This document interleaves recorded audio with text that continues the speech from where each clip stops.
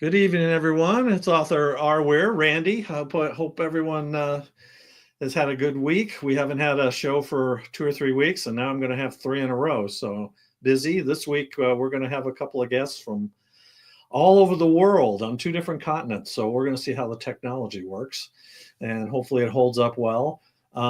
First off, I'm going to talk about my new book. I sent it out in my newsletter today. My release will be coming out March 3rd. It's a new book in a new series I'm excited about. I'm hoping people who read it are excited, but so far, at least for my beta readers, it's been pretty good.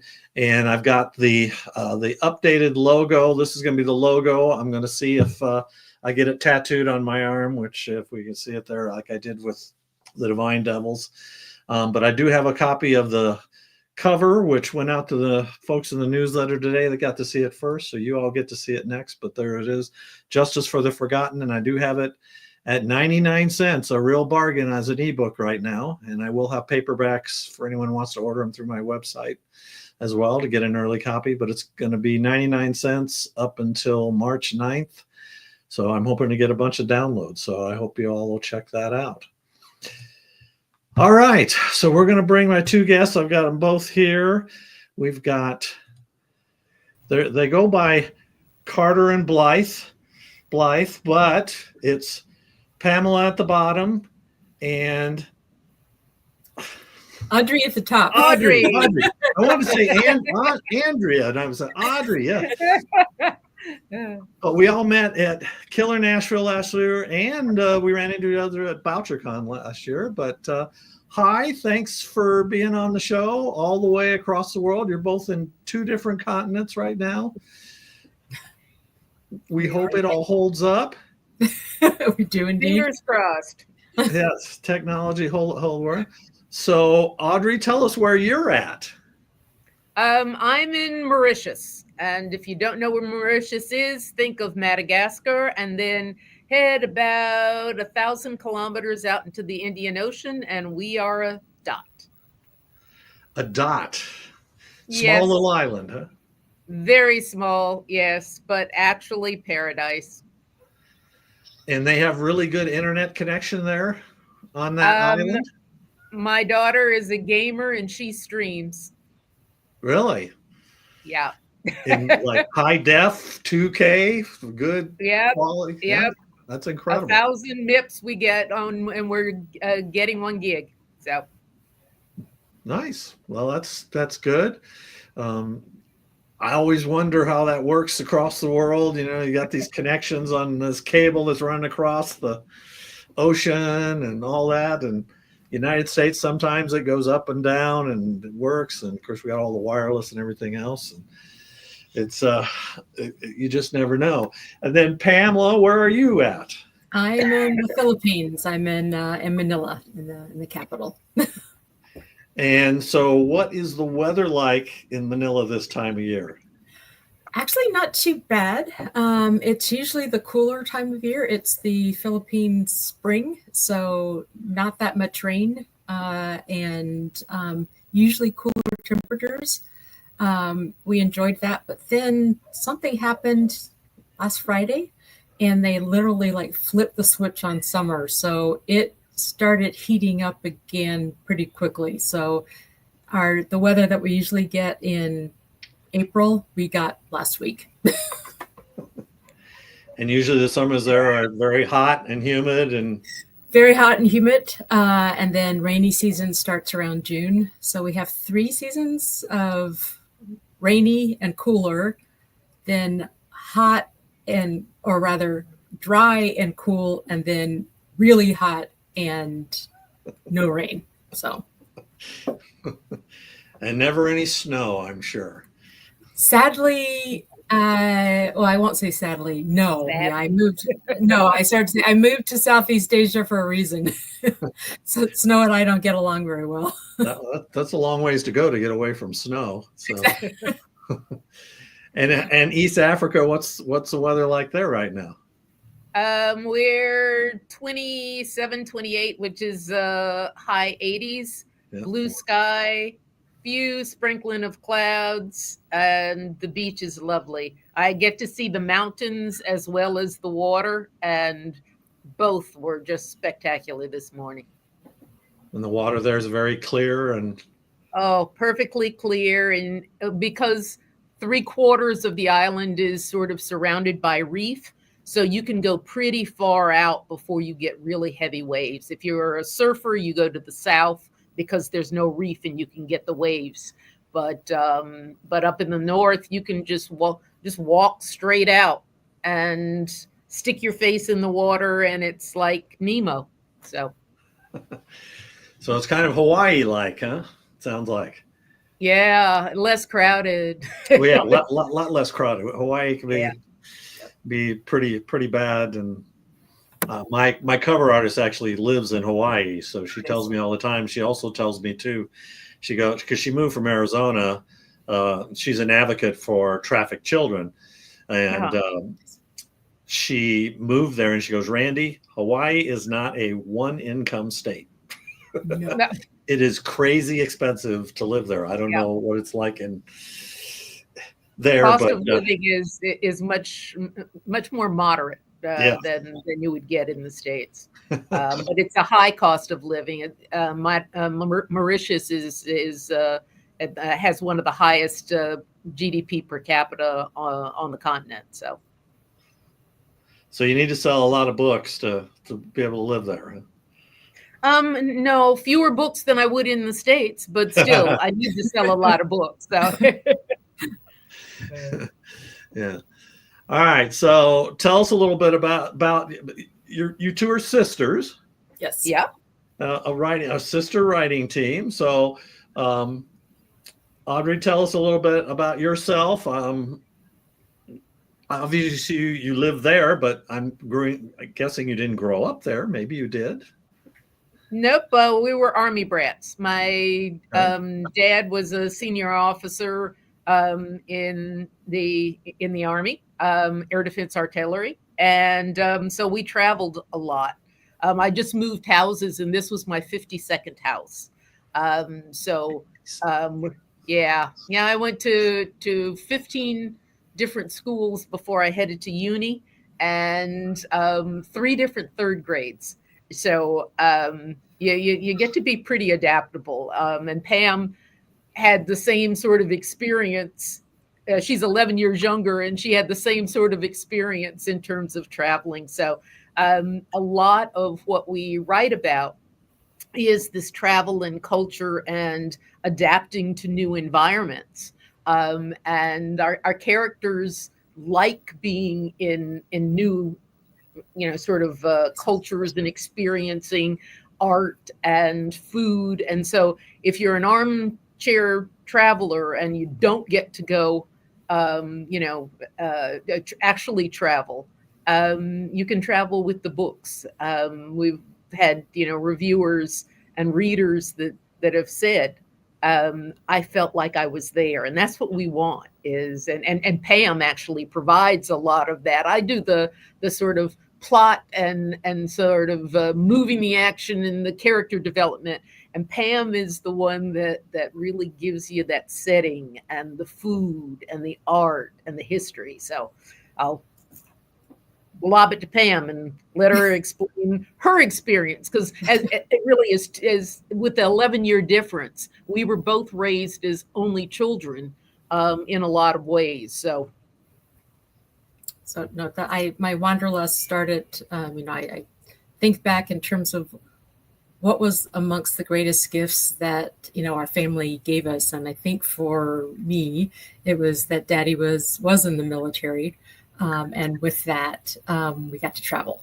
And my wanderlust has never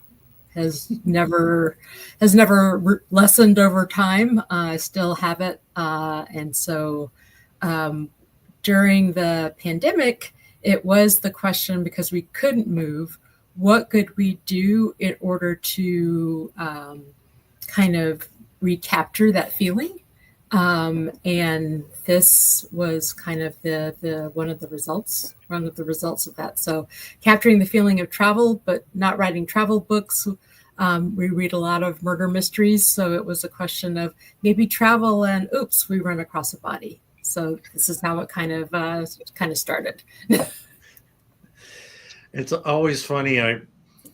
Television shows or books or whatever, these characters they're so cursed. Wherever they go, they find a dead body, right? Yeah, exactly. They talked about that. If you've ever watched the old Monk TV show, they even brought it up in the series while she says, "You're cursed. Everywhere you go, somebody dies." And then later she goes, "Actually, I think it's a blessing because you actually solve the murder. You figure out who did it. So maybe it isn't bad, after all. You're actually accomplishing something." So, yes. So that's great. So Army brat. So which country of the military are we talking U.S. military or are we talking other country military? U.S. military. U.S. military. U.S. Army. Bases all over the darn place.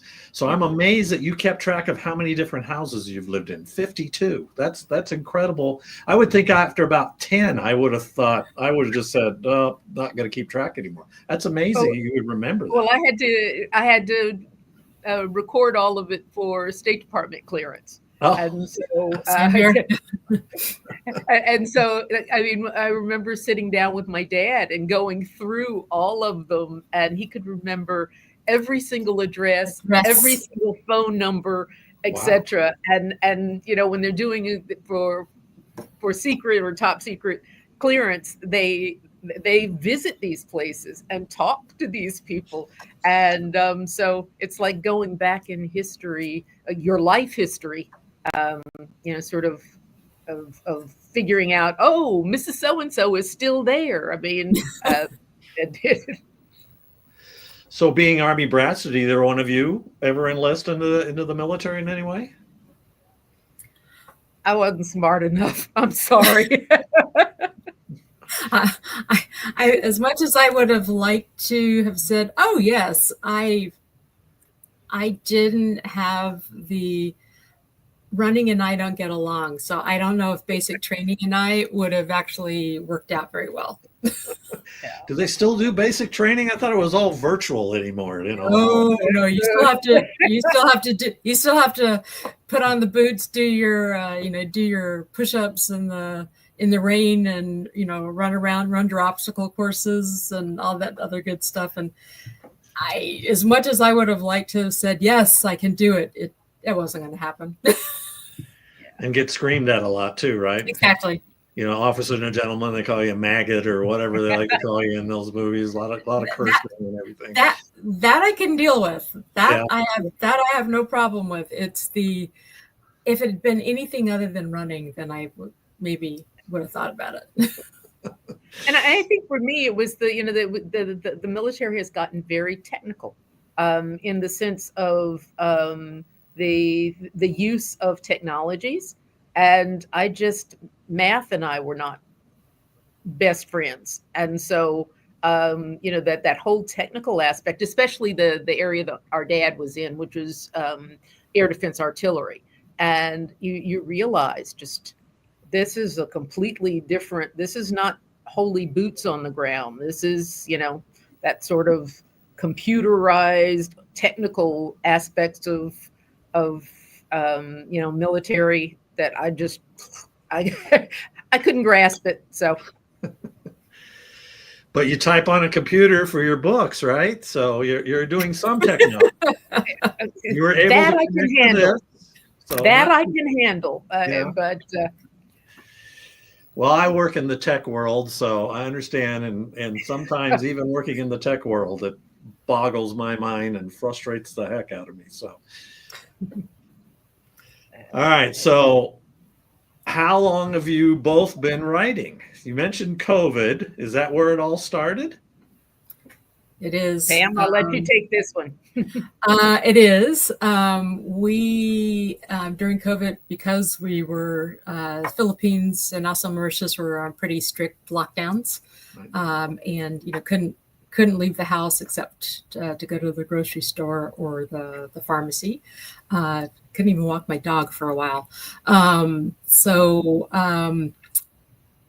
We after, we finished work, since we didn't have a commute, we read, incessantly, but we were kind of reading faster than all the series that we liked. They were able to put out the next book. So we kept, going through, our favorite series, then, new series that we heard about, then secondary, then tertiary series. Then we started getting into plots, and it's just like, I figured it out by chapter 2 who did it. And out of that came, guess what? I could have written this. And then all of a sudden it came, well, why don't we write it? And then we just started on a long telephone call, having the conversation of, it could be so-and-so and they could die like this. And then we could have so-and-so do this. And then actually we thought back, we had, when I was still in college, and Audrey started working, took a quick vacation down to St. Lucia before I started back at school, and we were at a small resort that was in a tree house, and it was maybe 80 hotel guests, and we kept seeing the same people at breakfast and at dinner and on the beach, and I started saying, giving a backstory to everybody who was coming to dinner of, so-and-so couple, so-and-so couple, they're in a bad relationship, but she has the hots for, the young student that's over here on the side. And we started putting all of these together. So that was the nascent ideation of what would become the kind of the books, because we said, so-and-so just killed so-and-so, and it kind of started from there. So we actually captured that a little bit in a prequel, and that was what Murder on the Stairway to Heaven. That's right, Murder on the Stairway to Heaven, and it takes place actually in St. Lucia. In St. Lucia, and it kind of gives the background of how we started thinking of all the different ways of how could you kill somebody and not have it be readily apparent. And so we started thinking of ideas, and then also thinking about character development and who we wanted in it, and locations. And the locations. And then it kind of started from there. And then Audrey started putting pen to paper. And then we actually started with the understanding of what it would take to put a book together. It's not just, I have an idea, diarrhea of the pen. It's the character arcs, not only in the book, but also in the chapter, and then over how long you want the series to go, and what time is this going to be, a moment in time, real time, that it's several months only between books, or is it going to be several years, or how is that going to play out? So we also got interested in the technicalities of writing, and then adding that to the storylines and the ideas that we had for the characters that we had, and then also the imaginative, how you think it would be possible to, in essence, get away with murder. We came up with 75 different ways of offing somebody. We were talking to each other like 2-3 times a day during COVID. And so we could do it this way. And sometimes it was location specific, so it's the method of murder and the place in our books have a lot of connection. So, but it started with COVID. So we sat down. First time you and I, we all met was at a lunch at Killer Nashville. So were you plotting out anything while we were at lunch there? I hope I'm not going to turn up as a victim in one of your books. But, perhaps not a victim, but you could be the villain. Eh? I'm too nice a guy to be a villain, but it could happen. we haven't.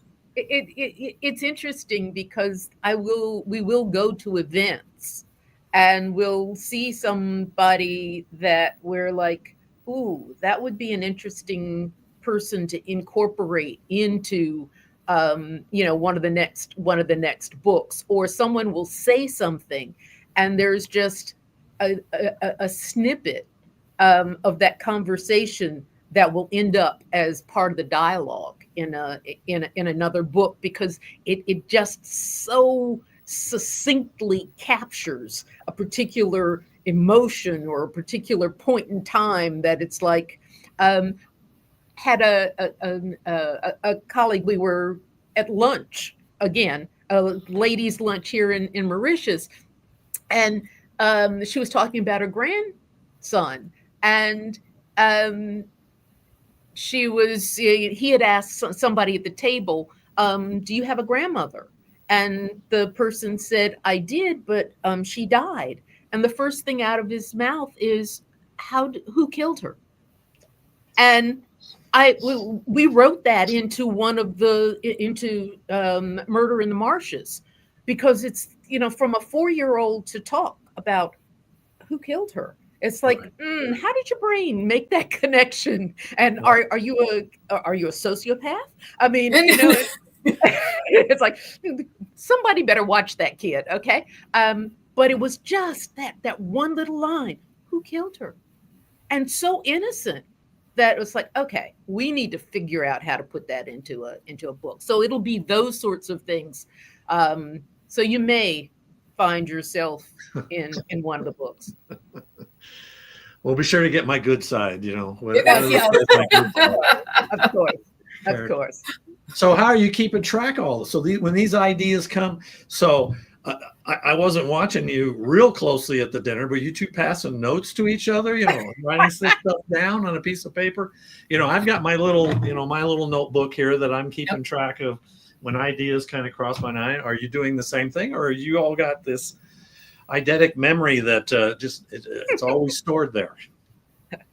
With me, it's a sieve. I mean, it goes in and it quickly goes out. But we do have a story Bible.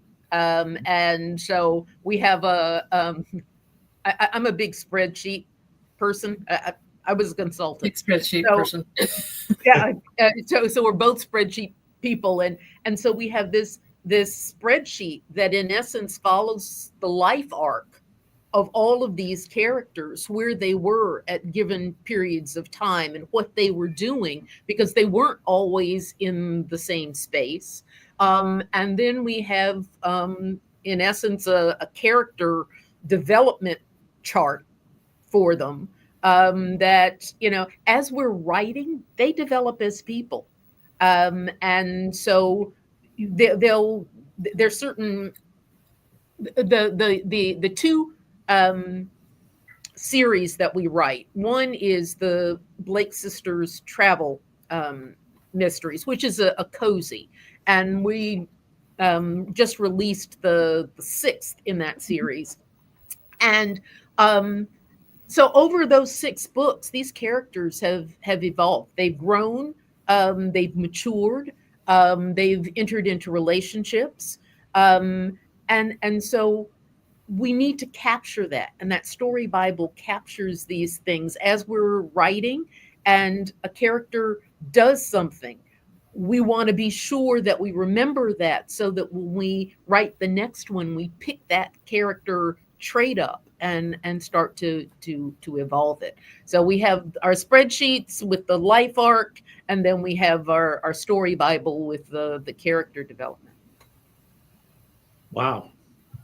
You all spent a lot of time thinking this through and everything, which is good. I mean, I'm very much a pantster, so I kind of just go with the flow. I do write some things down, and I do keep track of character names and stuff like that. But that type of detail, that's pretty incredible. Hope you have that stored somewhere really safe, so you don't ever lose it. Digital, we got hard multiple copies. Yeah, multiple. Yeah, Well, I mean, I think the other thing too, we would probably consider ourselves pantsters as well. Yeah. In the sense that when we're writing a book, it's, oh, okay, where's this one going to be? And so again, that life arc sort of tells where they might be in life and where they might be location wise. And then from there, it's, okay, how are we going to kill somebody? And then it becomes, oh, all right.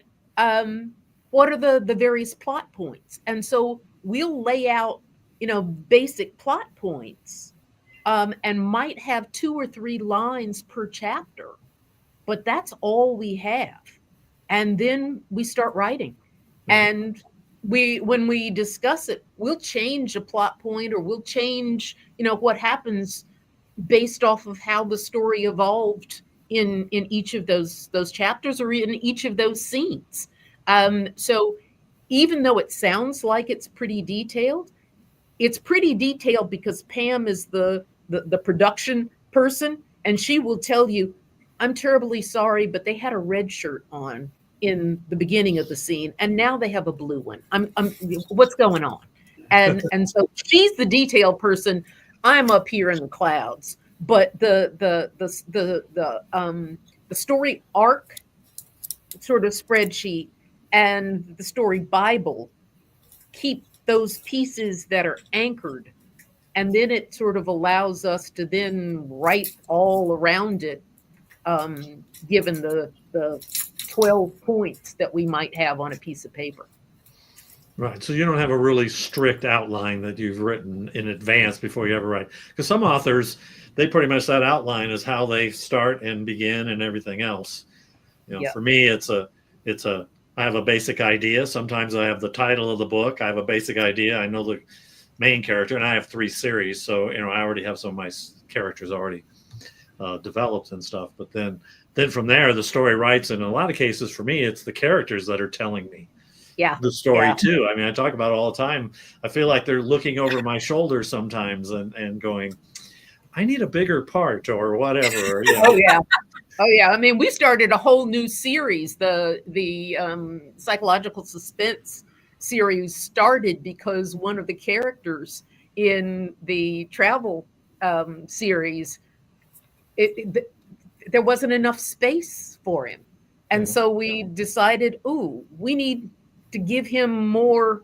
We can do more with him. We can, develop him differently. And he is now, one of the major characters in the Avery Danvers trilogy. So, it's we are not one of, I've forgotten, is it Stephen King or James Patterson that lays everything out chapter by chapter, scene by scene, and then puts stickies in the slots? We couldn't do that. It's like, oh no, my brain doesn't work like that. Yeah, I'm not sure. I mean, I think it might be Patterson that's that way. I don't think King is that rigid, but I could be wrong. But and I've talked to many authors and some. Reed Farrell Coleman, who I met at BoucherCon, and he was been a guest on here, and he's very well known New York Times best-selling author, and he took over the Jesse Sohn series from Robert B. Parker when he passed away, and wrote 4 or 5 novels and stuff. And he's like, pooh, on outlining, pooh. He's just pantser all the way. I mean, he thinks like, no way, there's no way. And I just roll my eyes when people say they outline everything in advance. So I love that. So let's talk about your cozy series. So, and I always like to ask this, but the first question I got to ask, you said it's the Blake sisters, is that right? Yep. And so are the sisters you two? Kind of. Yeah. In a way. Yeah. Well, we all there, and people ask me that about my Jarvis Man books. They say, "Is Jarvis Man you?" And I say, "Yeah." I tell them my humor is him, but I'm not nearly as tough as him, and I wasn't the ladies' man. He is either. My wife will attest to. But yeah, with the sisters. So that's why I wanted to ask that question. So is that kind of how it was born? It's like when you wrote it, you said, well, we'll make a sister team because we're sisters. Bam. Yes, and then also we needed a reason for why the characters were going to be traveling so much and not be, billionaires. So we needed to have them in jobs where travel was a part of the job. And so that allowed them to be in different places throughout the world and to be in certain situations. And so that was how we tried to attack that. So the what Finley's alter ego is, no, she's an ex-consultant, but now she's a travel writer. And then the one that is most obvious connection is one is a development banker. That would be the youngest one, and that is me. So we didn't fall too far from the tree on that one. But it does allow you to be in a variety of different places. And that was how we could give some roots and not have it be that, oh, yes, I took my private jet and went so-and-so. That wouldn't be as approachable. I couldn't write it. We couldn't write it. Exactly. It wouldn't be as approachable as somebody, this is their job. They just happen to have a really cool job that allows them to do this travel. Yeah. So which we do. We have really cool jobs that allow us to do this travel. So from that vantage, it is us. So yeah, so it's a 6-book series, right? So far. So far. And you've got more planned? We have 25 different places that we've mapped out. And we'll keep writing until one or the other of the characters sort of becomes less interesting. I think that when you're writing it, when you're still excited about this particular character and how they evolve. And I suspect that there will, the same way that we spun off Gareth Evans, who is a Interpol agent that they've worked with in various countries, how we spun him off.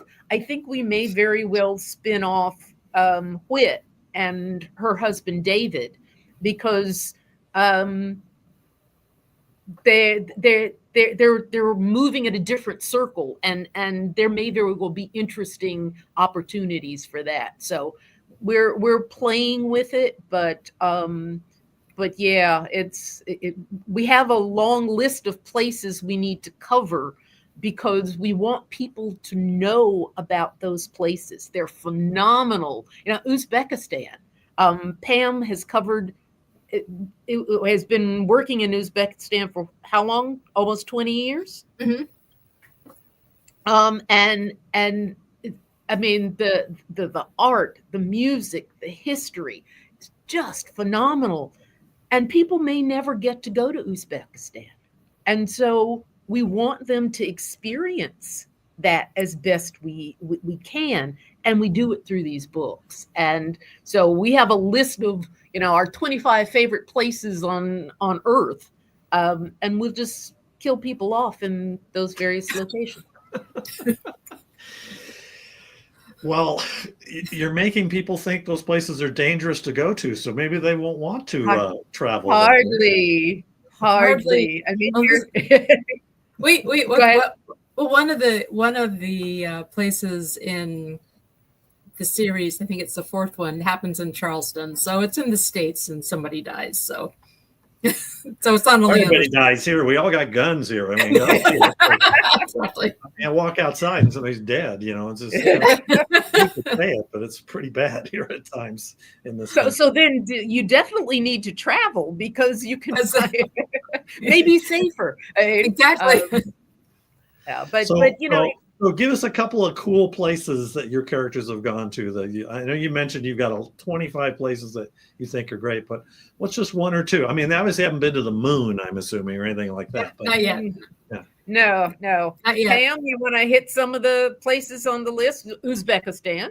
We've Uzbekistan. We've already done books in Sri Lanka, actually here in the Philippines. We've done India in Jaipur, in Rajasthan, and then I guess also Morocco. Have been just a couple of places, and then places that I know that we do have on the list are Indonesia. Also have Uzbekistan, as mentioned. I think Turkey's going to definitely make the list. Mauritius Malta will also make the list. Mauritius, and then we haven't done. Need to do. I'm less well traveled in sub-Saharan Africa. I've spent the past 25 years covering Asia and the Middle East. Audrey's done more of also Asia, but also more Latin America and sub-Saharan Africa. So those will also be coming on to the series as well. So places like parts of Brazil, maybe Tanzania, and places we're considering it at the moment.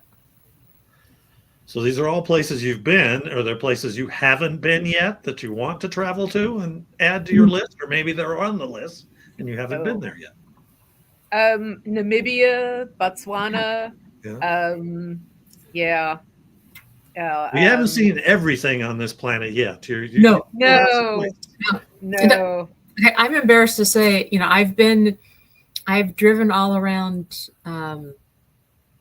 Azerbaijan, driven all around Uzbekistan and Indonesia, Philippines, but I've never been to Denver. So, well, you could come to Left Coast Crime. It's in March if you want. So there are a whole host of places that are still on my list of places to go, and Denver is definitely on the list.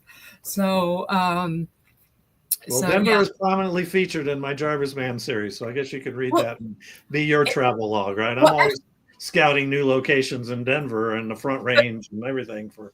But I think that's what I do like about your Jarvis Man series is in the same way that we try to give people a level of familiarity with the setting and give them a flavor of the setting and the sense of the city. You do that very well with Denver. So I now have a feeling of different areas of Denver and where I, want to go hang out first. And so that does very well in terms of giving it's like the location is also a character in the book. And they need to be described and explained so that people get a feel for how that fits into the overall storyline of the book. And that's what we try to do in ours as well. And so there are any number of different places that we'd like to kind of, give that background and sense of place to readers as well. Yeah, well, thank you. I think that I agree with you 100%. The setting is very important, obviously, in the story. And I know some people, and of course, if the setting is a bad area, sometimes it's somewhat fictionalized. So I make up some areas sometimes. You don't want to have murders being taken place in big name restaurants and stuff like that. Exactly. They might get a little upset at you. Exactly. So you'd sent me covers for books 5 and 6. So which one is number 5? Is that China? 5 is Summit, and that's in the Philippines. Okay. So that one takes me. There's a cover for that. Mm-hmm. So tell us a little about what they get into in this story. I'm going to let you take it. Because it was it's just like, it may be the country that I am here on. So I helped with the setting of where it was going to be in the Philippines, but the storyline of how it was developed, that was Audrey. Yeah. And it started in part with Pam and a friend going to a really exclusive spa, and some of the sort of it's set in a jungle, and that sort of gave us all sorts of ideas as to what could potentially happen um, to these folks. But fundamentally, the sisters get a spa weekend. The guys go off, sort of safaring. They're going snorkeling, diving, and these guys are supposed to be, sort of contemplating their navel in a in a exclusive spa, and bodies keep popping up. I mean, they got floating cadavers and all sort of, financial intrigue that's going on. The characters are very interesting. And one of the things that Pam mentioned, our first trip to St. Lucia, we started playing what we call the murder game, where, we would start to connect different characters, and that became the murder game in these books. And so the sisters play in almost every single one in the series. They play this murder game, and in this particular one, there are a lot of different characters. There's a Bollywood star. There's a guy that has a big mega yacht. There's a Miss International who's a former pageant queen 20 years ago, but she's still a pageant queen and has her entourage. And so there are a lot of characters in that book that we pull from. But fundamentally, it is this tranquility is disrupted by murder, and a lot of it. But we try to keep it, again, I guess we try to keep it real. It's just like we won this great trip on a raffle, so it was, we were doing something else. We won this great trip. It was, supposed to be a 3-day weekend to a great exclusive spa. And it's amazing how many bodies can show up in 3 days. Yeah. So I think of this, and I think a little bit like Murder on the Orient Express. Everybody is a suspect, and everybody could possibly have, and trying to narrow that down. And the sisters are trying to narrow down who is, and I'm sure there's a lot of false leads. And you think it's this, but it's not really that. And exactly. And of course, we have Gareth Evans, who pops up in these places as well. He does white collar and cybercrime, so it plays into a lot of the places that we go, and he's in this one as well. Is he stalking the sisters? Come on. I mean, he just kind of pops up out of the blue? Come on. He doesn't pop up out of the blue. He normally is on a case, and sometimes he knows the sisters are going to be there and that they can arguably help him. Other times he doesn't. So I don't know if they had him on speed dial. They're calling him. You got come and help us out here or something like that. So. Don't laugh. There is a WhatsApp that they can use to say. But they use it judiciously, because indeed because we appreciate that he may not be to the degree that he sometimes does do undercover work. We don't know what situation he's going to be in. Yes. Don't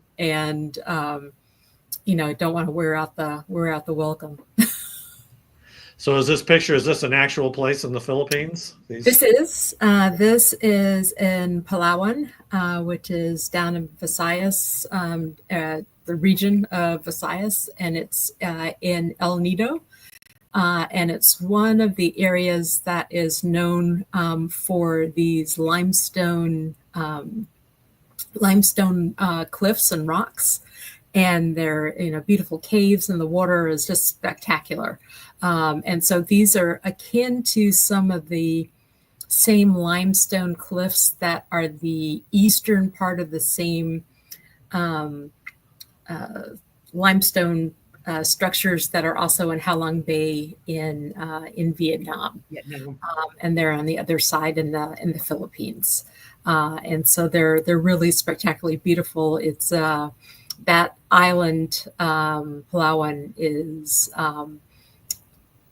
some of the best diving in the world, right? Exactly, has some of the best. You kind of go there in order to reach another area in the Philippines that you go out for a weekend to Batahe. And that's supposed to be, some of the most pristine and best diving in all the world. And so it's a gorgeous place. Manila is, a large metropolitan area, but the outer islands of the Philippines are, you do get the beautiful blue water and beautiful mountains and spectacularly beautiful. I swear I've seen this in a James Bond movie. Quite possibly. You may have. I swear. You may have. The Golden Gun or something like that. One of those movies. So I'll have to look at that. So I have to ask this for people who watch this and all that. So how do you, what do you think of when you say cozy mystery? What about a cozy as opposed to a more traditional mystery? I kind of understand what it is, but some people may not understand what a cozy is. For us, we understand there's a spectrum of cozy, but for us, it is someplace where a book where there is not a lot of sex and violence and cursing, and you're not going to see gory details of the murder. Because we're Southern girls, we do have potty mouths sometimes, so it will pop up periodically. There is alcohol. So it's not going to be on the, sort of the Christian end of the spectrum. It's not the animal sort of end of the spectrum. It's closer to a traditional mystery, but still within the realm of, very little sex and violence and not a lot of gore. People die, but we find them dead. We don't. So we find them dead. Hey.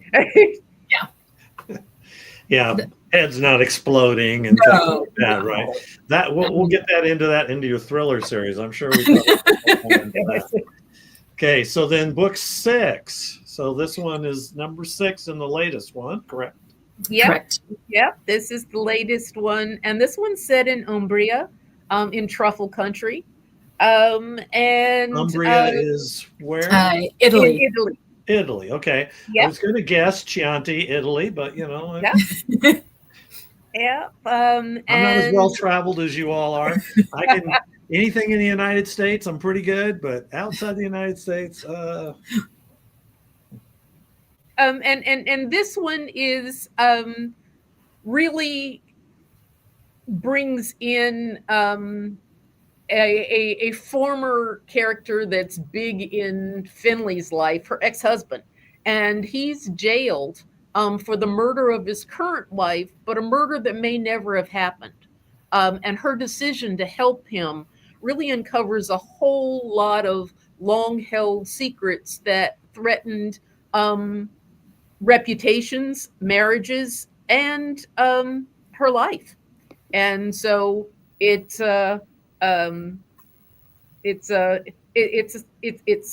brings up some interesting social issues as well. But yeah, it's a fun race through Italy. There's wine, there's truffles, there's I was going to say, it looks like maybe wine country there, maybe. Yeah, Wine, truffles, truffle dogs. Yeah. Yep, and murder. And murder. And then book 7, has that been written yet? That is in the works, and it will come back to the States this time. Oh. The good old USFA, but Yeah. not Denver. I'm sorry. Not Denver.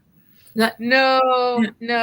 We again, we work in locations that we've been, Mhm. and that we worked or visited for long periods of time, so that we can start to get into the fiber of the of the location, and so we'll have to come to Denver, spend some time there, and then Need to spend more time in Denver.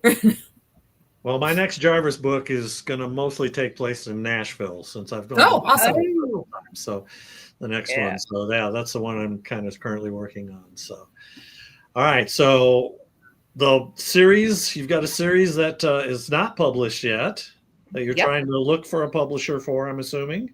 Yeah. And what all does that entail? What it sounds like it's a little more intense. You want to take it, Pam, or shall I?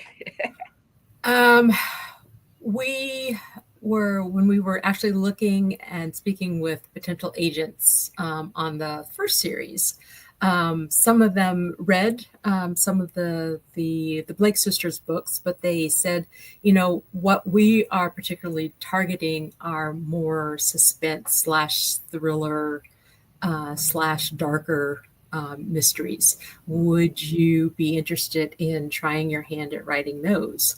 And so, we decided. So we have in this series, I guess, trilogy, the character is, there's not only the travel element, but there are also a couple of other elements that we've brought to it. One is the things are not always as they seem on the surface. And again, kind of a layered approach to revealing deeper secrets and also just things that have been held back that you kind of unpeel through the trilogy. But then also the protagonist is on the neurodivergent scale. And so that brings a slightly different angle and perspective to the mysteries that we were interested in kind of relaying. So I don't know if you have any more to add to that. Yeah, I guess the only thing that I would add is in terms of the storyline, the main character Avery is in the process of recovering from a really brutal abduction and a painful divorce, and she in spite of her neurodivergence, she has Asperger's, or she's on the spectrum with Asperger's, and so she's stepping out of herself and doing house sits in various locations. And it's the house sits that allow her in the Blake sisters, it's their jobs. In the Danvers trilogy, it's these house sits that allow her to move from place to place. And as she's moving through those places, she's recovering from the abduction and from the divorce and from losing her job, because of her mental or perceived mental frailty. She loses her job as a cryptographer, and so she her superpower is in connecting dots and spotting patterns, and that was her job, and she's lost that. And so as she goes to these house sits, there are she has flashbacks, she has night terrors, and but they have patterns in them, and it's connecting the dots in the physical world as well as in her mind as she's recovering that allow her to in essence solve this larger mystery of that's the storyline for the uh, for the the series. And what complicates it is that Gareth Evans comes back into her life, and he has secrets as well, and those secrets are connected. And so you find out in the first book what the connection is between those. And then in the second and third book, the further layers of those connections are revealed, even to take in her mother and others in their life. So those patterns that she spots start to form this very intricate web by the end of the third book. So is she chasing after one certain person through those three books? They are. There is a nemesis, Yes. and An antagonist of some kind. Yes. Yep, and they are connecting. The dots keep connecting back to this center core of evil. The center core of evil. So have all three books been written? The second one is underway, but because this is a fairly intricate sort of trilogy, we've plotted more than we normally would. Sure. So that the pieces all fit back in together. But yeah, so they all three have been plotted out, but they haven't been written. We're halfway through the trilogy in terms of drafting. And have you had any luck finding a publisher yet? I mean, anybody? No, we've had several agents ask for fulls, and it's out with a couple now. So fingers crossed that they like it and agree to work with us. You know, we think it's a good story, and I think one of the things for me is that through dialogue, you talked about your characters sort of looking over your shoulders, and through the dialogue, your character's speech patterns, and you can hear them whispering in your ear. And Avery is whispering, "You gotta write this because I have things that I want to show people." And again, there's sort of social elements that are woven through. Part of sort of a secret connection. Part of the reason that Avery came to life, the suspense series was supposed to be about Gareth Evans, and Avery popped her head up. And part of the reason that she popped her head up was my daughter, who is neurodivergent, saying she didn't have heroes that she could identify with. And it was, okay, we got to write somebody that looks like her, that's biracial, that's neurodivergent, that's really smart, that can solve a lot of puzzles. And that's Avery. So there's a personal drive here to be sure that Avery gets her voice through these books. So she's kind of taken over the series, sort of. Oh yeah. Oh yeah. I mean, the plot line. Pam and I are fundamentally PG, maybe PG-13 sort of people, and getting into something that's psychological, that has some really dark elements in it, is like, that's not me. So when the agent that Pam mentioned suggested us writing something darker, I sat down with my kid and it was just like, I can't write this. And she reads this genre that's thriller and, fantasy sort of thriller stuff. And it's like, give me some ideas, because this is not what we normally write. And she gave us some ideas, and then and she was working with us through it, and then I asked her to read the whole thing, and she said, Mom, I'm going to have to skim some of this. This is a little too dark, even for me. So it's like, okay, we got dark. Yay! We got dark.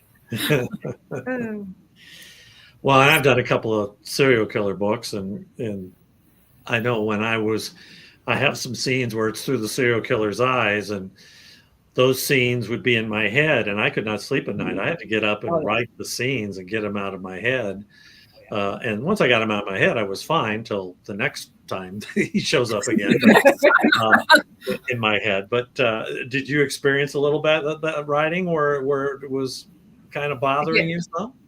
Yeah. I mean, I'm frequently in the pool, and it was in the pool that I'm sort of working through dialogue so that I can say it and get it out into, the out of my mind and into the universe, and then to fit the pieces together and then to go write it. So it was like, okay, now it's gone. Now I can deal with it. But yeah, there's some dark pieces in there.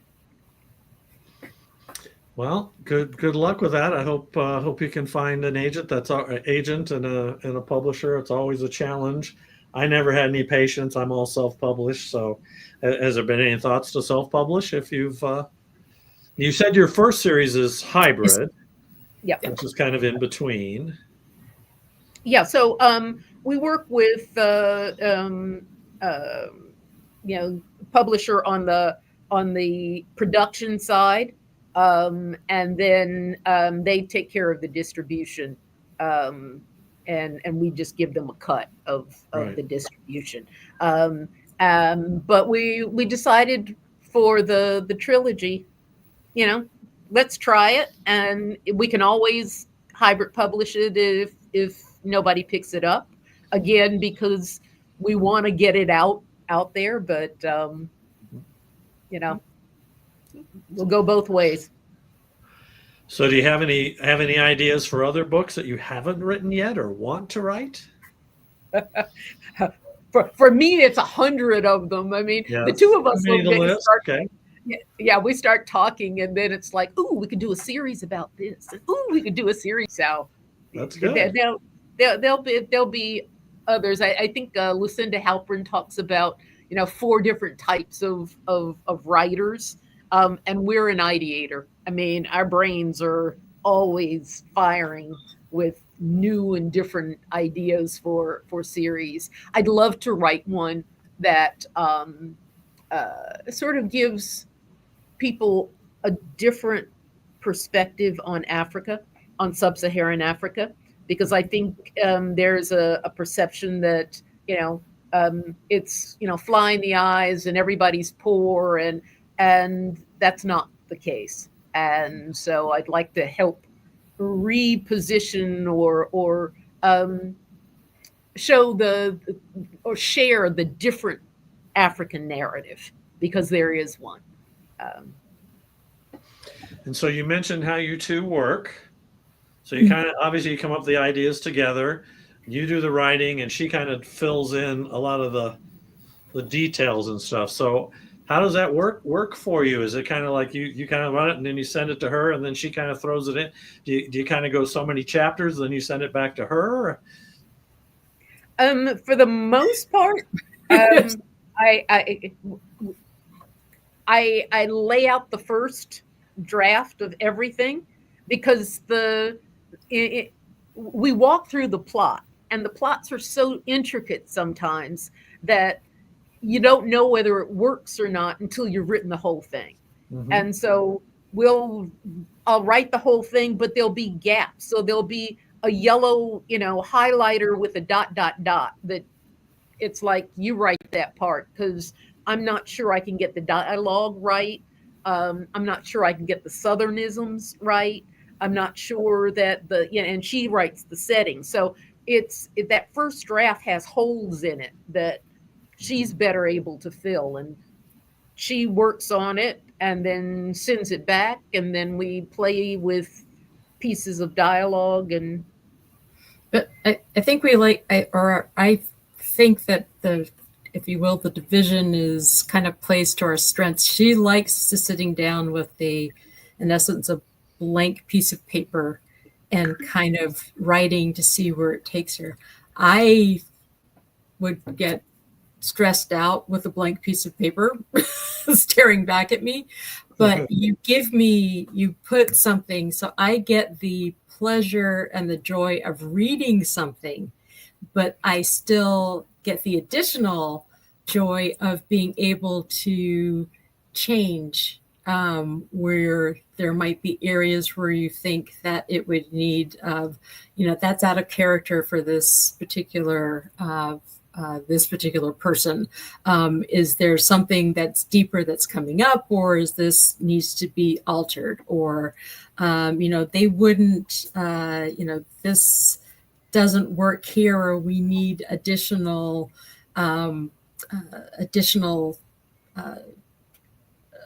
layup or chapters to explain how we got to this particular point. Let's do it this way. So I get to play with it that way. But again, I see myself as, in essence, having the best job in the house because I'm the reader that gets to change things.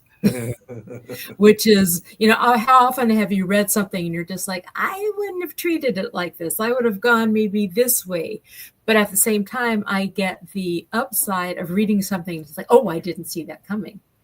And so I get that original, joy of that. Plus I get the ability to maneuver and manipulate when there's an opportunity to lead to that as well. So I think I have the better end of the bargain, but she thinks she has the better end. I think I do. Exactly. So I think from that perspective, we're the division of labor is where it should be. A true collaboration. So who has the final say? She does. Yeah. Oh gosh. She does. All the way on her, huh? Yeah. I mean, it's. I'll argue back, but, and then it's like, no. No. Well, that's good. I mean, it sounds like you all work together well. I don't know that I could work like that. I've talked to a couple other authors who collaborate, and like I said, they're usually pretty far apart. I know there's one that's in Florida and one that's in Seattle. So, there's a lot of distance between them most of the time. They do get together, when they go to conferences and stuff. So you're obviously not in the same room. So how many hours difference is the time difference between you two? Actually, only 4. Only 4 hours. So not too bad. Not bad at all. Yeah. So it'd be like East Coast, West Coast here. Just Exactly. about. Yeah, exactly. Yeah. So that's good. Well, that's great. And you obviously have you thought about working separately on different projects, or you feel like this is the way it was meant to be, that you two would work together just because of you two balance each other's strengths and weaknesses?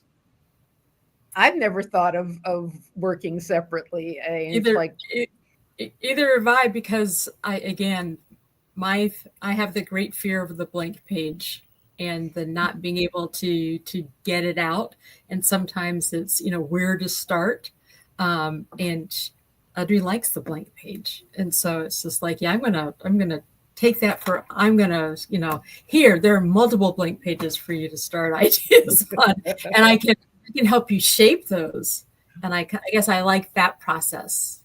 I like that process best. Great. So you've already mentioned you've got characters that cross over. You have the one character that's crossover in the 2 series. Then have you had any awards that you've won for any of your books? Yeah. Nominated? We've won. We just got our first bronze in the Global Book Awards. But we've placed as finalists on a regular basis with Murder in the Tea Leaves, Murder in the Marshes, A Murder at the Summit. We've been finalists for Reader's Choice, Reader's Favorite, and Best Thrillers.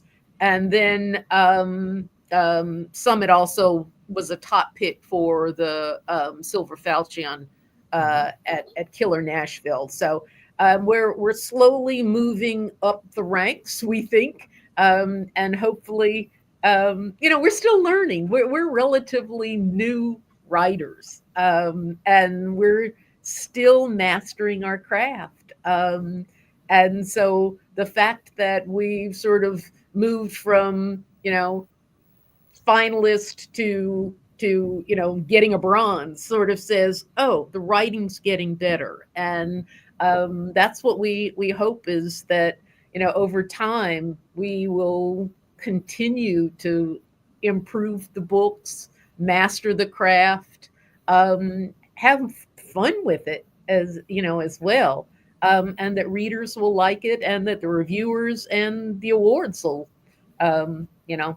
come as well. Well, there's so many book awards out there. It's just like, I mean, you get on Facebook and it just bombards you with all the different ones. And it's like, okay, which ones are the good? Which ones are legitimate? It's always, and most of them want money too, so to enter them, so as well. So you kind of pick and choose what you want. All right, so I always ask this of authors. The name of the series, the podcast, is Bringing Life to Characters. So what is it you look for when you're creating your characters? You obviously spent a lot of time on it, it sounds like, with your little diary, your spreadsheets, your flow charts, you got all that. You're tracking the histories, but what do you think that brings those characters that jump off the page? For me, it's the dialogue. I should be able, without dialogue tags, to look at a page of dialogue back and forth and hear it in my head and hear each character's voice. And when I can do that, then I know that I've written that character richly enough that somebody can say, oh, that's wit. That's so wit. Or, oh, Evans is in a bit of a peak right now, and without me having to say that. That's when I think the character comes, because you're in a room with those characters and they're talking back and forth at you and you know who they are. So for me, it's the dialogue. And I think for me, it is if you will, the background character development, and what impact, because sometimes, I guess the question that some people have asked is, these people keep going places and they find bodies, but isn't that that can bring a person down? Or, if they're regular people, that should bring them down. But if you think about the J.B. Fletchers in Murder, She Wrote, yes, she ran across plenty of bodies, but it didn't bring her down. And so it's like looking at the background character development of these characters. It's not that these events don't have an impact, but they're not letting it get in the way of them continuing to kind of live their lives. And so I think that's what the attraction is, to see where does this story kind of wind, and how do these characters kind of come out at the end. Yeah, great. And dialogue can be difficult to write sometimes. So to make it sound realistic can be a challenge sometimes. So, and obviously your characters, you spend a lot of time, obviously, with everything on your characters and their backgrounds, and you've thought about these things, and we all have that. And the other thing when you're doing a series is you don't want to give it all away in the first book either. You want to kind of bleed it out a little bit, those things, their traits and everything else that makes them unique. So, yeah, that's great. I forgot to ask you earlier when we were talking about all those books you're reading, who are some of the authors that kind of inspired you to be writers, that you really enjoyed reading? You read a lot of stuff during COVID, you said. So who are some of those authors? For me, we're big, or I'm a big historical fiction sort of traditional murder mysteries. So, Patricia Wentworth, Dorothy Sayers, Agatha Christie, Elizabeth Peters are all big ones. But in the modern ones, I love, Louise Penny. Who else? Sujata Massey. Yeah, that's right. Annalee Hoover. Yep. Did you get to meet some of them at BoucherCon? We did. Yes. We did. We're groupies. We're groupies. Kelly Oliver. I mean, Diane Freeman. Yeah. we go around. It's like, ooh, we got to meet. Because Katrona Peters. Really, you run into these people at these events, and it's like, that's a real person. I mean, well, they're generally very nice too. They're just like a regular person.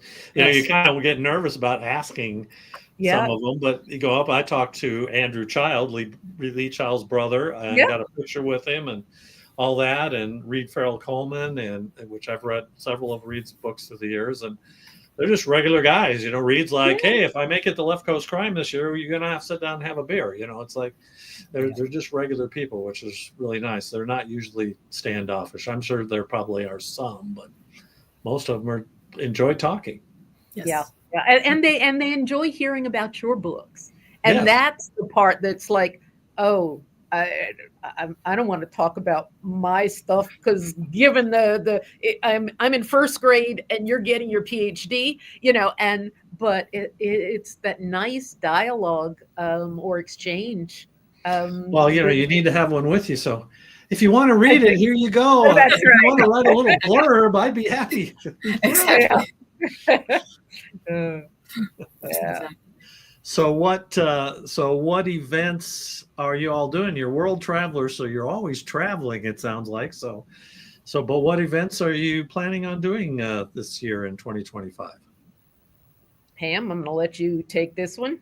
We are going to do, again, Killer Nashville, and also looking at doing BoucherCon, which is in New Orleans this year. We have some cousins that are down there, so going to go visit. And also, she did mention that she has befriended some of these smaller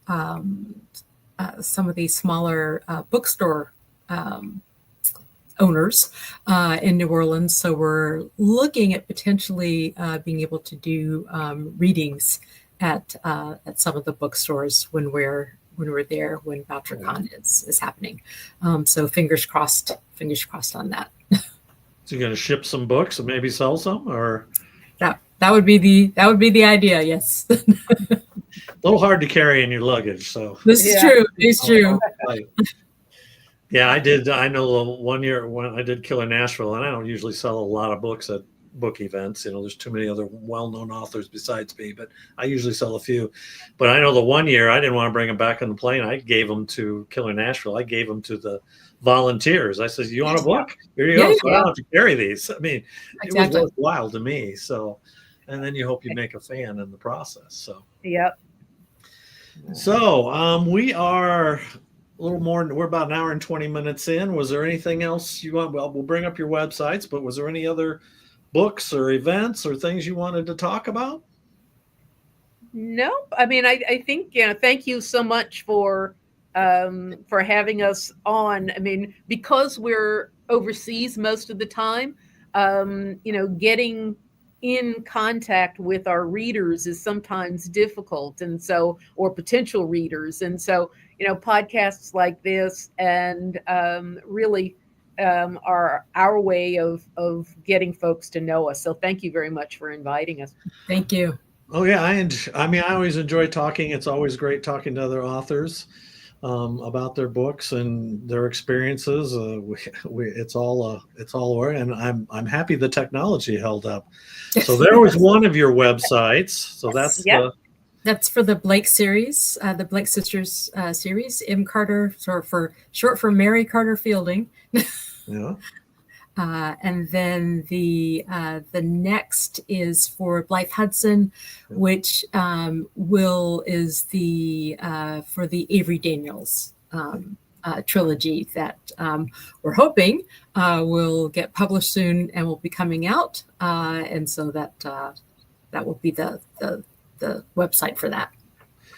Yeah, well, and in the publishing world, things go slowly. So even if you do find an agent, it might be a year or two. It'll be a while. Book is out, Exactly. so. Yeah. But you may have all three written by then. So, Exactly. So do y'all? And I didn't ask you this question either, but do y'all write every day? Or you try to be very diligent, or you probably travel too much to write constantly? Yeah, I wish I could, and that's something that I hope to do in retirement. But because I have to enter that character's world and I have to stay there for a little while. I know a lot of writers say, even 15, 20 minutes a day, I'm just getting into the headspace of those characters at, 15, 20. So a perfect weekend is one where I have nothing to do. I get up in the morning, I get into the headspace, and I get to stay there for a whole weekend. And then I am such a happy girl.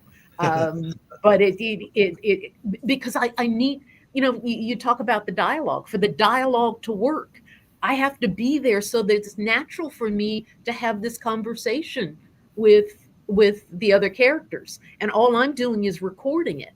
If I have to pop in and out of that headspace, it's like, no. So I don't write every day. We probably touch some aspects of the book, whether it's administration or editing or, querying or something every day, but we don't write every day. And what time do you spend on marketing? We're really bad at that. Our Achilles heel. Yeah, that's our weak spot, because we like the writing part so much that. So again, that's part of what I'll do in retirement. Sort of go back and start promoting the books like they probably should have been from before anything was on the page, but. Well, it's very time consuming. Going back to Reed Farrell Coleman, we was asking about that and what time he spends. He says, I don't spend any time on marketing. I pay people to do that. Yeah. When you're a New York Best Time Seller author, you probably have enough money. Yeah, you can. Yeah, but he's like, my job is to write the book. I don't have time for any of that other stuff. I'll go to events and market that way, but no way. Here's everything else. So I wish I had the money. You do. Exactly. I probably would do it better, hopefully, but still. Well, great. Well, I thank you so much for being on. It was quite enjoyable talking to you both again. I don't know if I'll make it to Killer Nashville or BoucherCon this year. We'll see. If I have a book up for award, I may not have a choice, and I probably will. At the very least, I would come in for the award ceremonies on the Saturday for that. But great. I appreciate you both being on. I'm glad the technology held up. I was a little nervous, but it actually worked very well. So I wasn't a lot of delays or anything. So, well, I'm gonna laugh. My day started off a little rough. I woke up late, hit really bad traffic, and then my computer had crashed. But it held, so I'm gonna be thankful. Yes, yeah, good old technology. It'll sometimes it's wonderful when it works, but boy, it can really when it works. Yeah, and when it works, exactly. Well, great. Well, thank you so much. You all have a great. It's daytime for both of you, so you have a great day. Yep. I'll be going to bed here shortly. So okay, but you all have a wonderful day, and hopefully we'll get to see you down the road. And I will send you links for the this podcast for you to share with all your fans. Well, thank you so much. Yep. And if you get in the mood for traveling, come on out to Mauritius. Gorgeous. Well, it sounds great. The island sounds great. That one would be pretty. I'm not really great on planes, and that would be a long plane ride, and it'd probably be more than one to get there, I'm sure. So yeah, break it up and have a couple of sort of road stops in between. Smaller stops in between, and you can, anytime you're in Southeast Asia, please let me know.